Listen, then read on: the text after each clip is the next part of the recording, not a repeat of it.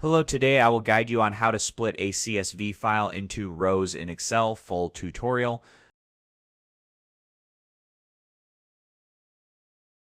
First, select your data range. Press Ctrl+T to convert the data into a table.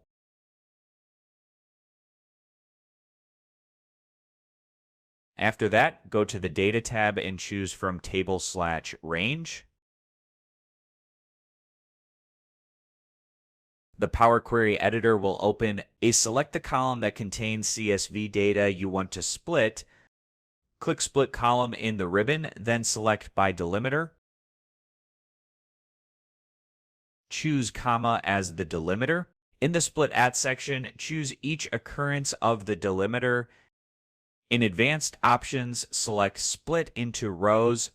Click OK to apply the changes. Then click Keep instead of Close and Load to load the final table back into Excel. Your comma-separated data is now split into separate rows. That's it. Now you know how to quickly split CSV values into rows using Power Query in Excel. Thanks for watching.